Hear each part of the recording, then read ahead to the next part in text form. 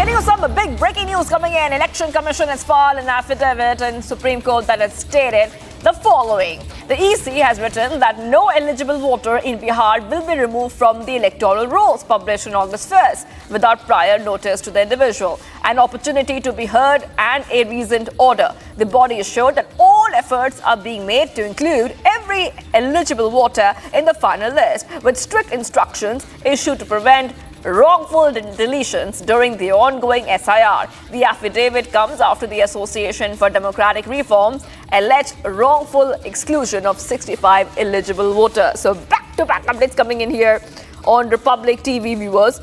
And what we see, Election Commission has told the Supreme Court that no eligible voter in Bihar will be removed from the electoral rolls without prior notice or an opportunity to be heard and a reasoned order.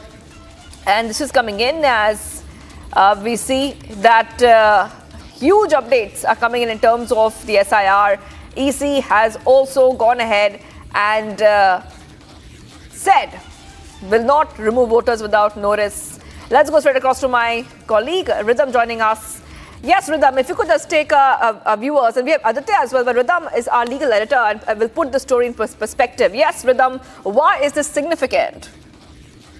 Let's tell our viewers, the Election Commission of India has filed a strong affidavit in the Supreme Court. They had to file it by Saturday. Yes, last night, Friday, they filed this affidavit. It is strongly worded affidavit. And once again, the ECI has filed this fantastic affidavit in the top court. I remember breaking the last affidavit that was also very firm. Remember, this gained significance also because there is an ongoing battle between the Election Commission of India and I would say Rahul Gandhi and the opposition that has tried to question them each step of the way. Now the EC has asserted a strong, firm stand in the top court. The 5 points that I think are most important right now are the Election Commission of India takes a strong stand. They say they are not bound by the rules to publish a separate list of people not included in the draft electoral roll. The second thing they assert, it is also not required under the rules to furnish the reasons for the non-inclusion of people in the draft roll. A 226-page affidavit, this is with including all the annexures they've filed, has been filed in the Supreme Court.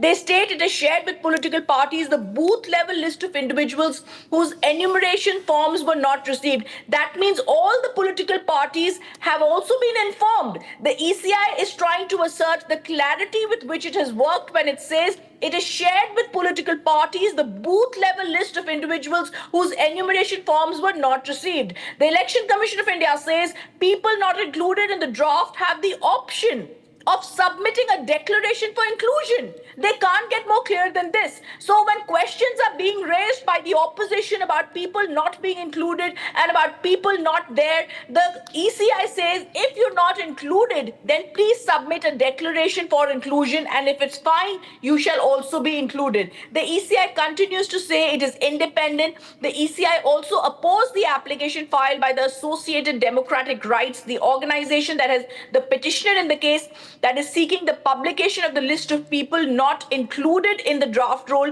and the furnishing of reasons for their non-inclusion. So very, very clearly, I'll give you the background for this. The petitioners had alleged 65 lakh voters in Bihar were excluded after the publication of the draft voters list on 1st of August. The Supreme Court had asked the ECI to file their responses. The people who did not figure in the draft electoral roll published on the 1st August can submit an application under Form 6 along with a declaration to lodge a complaint between 1st of August to 1st of September this year. The Commission has also stated all possible steps will be taken to ensure the eligible people are not excluded. And that's the big breaking news that people in the opposition also need to understand. The Election Commission of India is telling the Supreme Court that is going to hear the matter on the 12th of August that all possible steps have been taken to ensure eligible people are not excluded. We wonder what is the opposition trying to show everybody when they're trying to show this 261-page detailed affidavit filed by the ECI in the Supreme Court needs to be read, because this is no longer a legal battle. Once the ADR, that is the petitioner, has now been accused of malafide by the ECI, files this affidavit, it now becomes political, with political parties openly threatening the Election Commission of India. The Election Commission of India's stand today becomes more clear. This is no longer a dry legal story. It goes into the domain of political, with political parties trying to talk all the time about the Election Commission of India and its affidavit before the Supreme Court that has stated the commission says the political parties were supplied with an updated list of names of electors not included in the draft roll so as to ensure all attempts are made to reach out to these individuals and no eligible elector is left out. The commission also states the exclusion from the draft does not amount to deletion from the roll. Before I quickly go across and read more sections of this affidavit that has been accessed by Republic TV, I also want to go across to Aditya. Aditya, what are the main points that you've picked up reading this 261-page affidavit filed in the top court? Well, the first thing first, the commission states that the ADR's application is filed with malafide, and they have also sought the Supreme Court to dismiss with a heavy cost. Now, in this petition, in this affidavit filed by the Election Commission, they have made strong worded clarification, strong worded statement. The first about the inclusion and exclusion. They have very much clarified that they are trying in their capacity that not any eligible voter can be excluded. And if they do, then they have a very much of a legal mechanism to be included by the existing provisions. So in this case, the Election Commission has filed an affidavit clarifying that if there has been a deletion in the draft, it does not mean exclusion. And second, if there has been an exclusion, they can be included after filing of a form before the Election Commission. Okay, I also want to read out now from the affidavit. It's actually I was just reading it as Aditya was talking, viewers. It's a 13-page affidavit, and then they've got all these details that they have filed. And I'm going to read out from para 20 of this affidavit, where they've clearly said this is another blatant attempt to mislead the Supreme Court. The petitioner has alleged that the ECI has deviated from past practice of publishing all deleted names in an electoral roll along with their details. The ECI says, as evidence, the petitioner has annexed the electoral roll of so-and-so. What the petitioner cleverly dissembles in the fact that the said annexure contains a final electoral roll of the said polling booth is not a draft roll. The final roll, which will be published after the present SIR exercise is completed and claims and objections are decided, will contain all information based on disposed claims and objections. Thus, the allegations of the petitioner, and the ECI continues to say the petitioner has not worked well, that there is a deviation from the past practice in this regard is false and misconceived, erroneously unfounded and misleading. So very, very clearly strong words on the motives of the petitioner coming before the Supreme Court. They've also said in para 23, in other words, the mechanism that has been conceived purely for administrative efficiency, and we did not affect the eligibility of an electoral in any form or manner. So this is also something that the opposition party that is going all questions barring against the Election Commission of India needs to understand. The Election Commission of India so clearly says that in para 23 of this affidavit, the mechanism has been conceived purely for administration efficiency.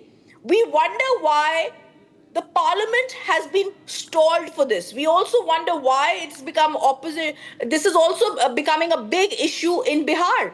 It says it did not affect the eligibility of an elector in any form or manner. In fact, they say in para 24, it is also submitted there is no merit in any of the contentions and allegations made by the petitioner in this present application. The design of the petitioner's petition is apparent. The application is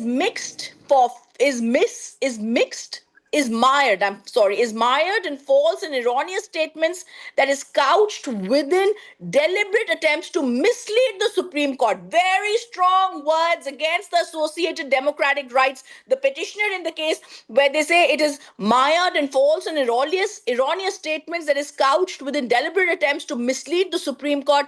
They say we pray that the Supreme Court should invoke its contempt jurisdiction and initiate appropriate proceedings against the petitioner and impose heavy costs. So they ask for contempt jurisdiction to be imposed. I also wonder what will the Election Commission of India in another affidavit possibly say about what all has been said by the political parties in this last week about them? Because they're asking for heavy costs and contempt issued against the petitioner in this case. They also say that if they want to deal with this application paravism, they say that we crave the leave of the court to do that. All right, that so I think it's para 23 that's very important, and para 24 of this affidavit very crucial. And the petitioner has clearly said that not only the motives are malified, but they have followed the law. It's not the first time they're doing this, and they're only doing this to ensure that they are able to have an updated list of names of electors not included in the draft roll, so as to ensure all attempts are made to reach out to individuals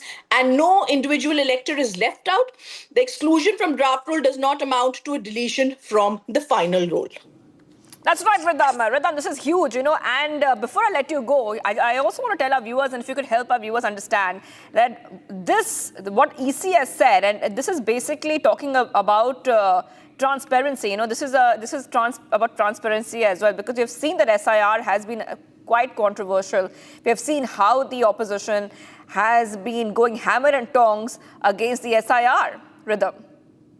Yes, absolutely. In fact, I also want to now begin by talking about the first few paragraphs of the petition of the affidavit filed by the Election Commission of India, where they say the petitioner has admitted the fact on 1st of August, the Election Commission of India published the draft electoral roll for the state of Bihar.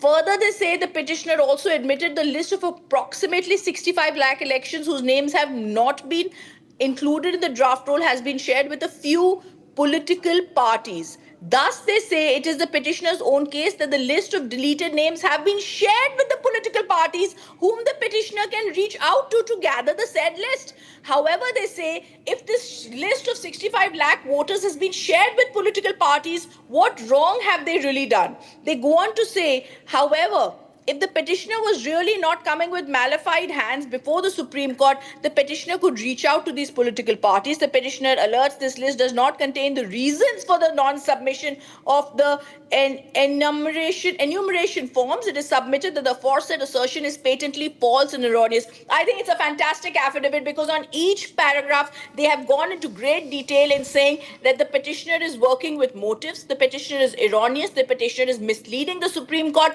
And if this is what the Election Commission of India is doing with what the Associated Democratic Reforms, the petitioner in this case, is trying to say in the Supreme Court, I only wonder what they're going to do when the political parties that are talking about them, threatening them openly, will be coming to the Supreme Court, or they file some pleadings in the Supreme Court against them, will have to encounter. Because we need to understand a few things. These are facts. They are before the Supreme Court. It's in black and white. We cannot just say things like a lot of political parties do for drama, for flamboyance, because flamboyance does not work in the Supreme Court. The only thing that works is facts. And the Election Commission of India has gone into great detail to explain the exercise that has been undertaken by them. They talk about the Representation of Public People's Act. They go on to say that in page 6, I'm reading out from. Page 7, they talk about it. And then they say, in page 8 also they talk about it. Then they talk about the press note that exists not just in the policy domain, but was also served on the petitioner. They're trying to assert and make out a full case where they say that everything we are saying was already shared with the petitioner by us. So why is the petitioner today coming forward and claiming in the court that 65 lakh voters are excluded? Yes, Ridham, thank you so much for putting this entire story in perspective for us, Ridham. I really have to move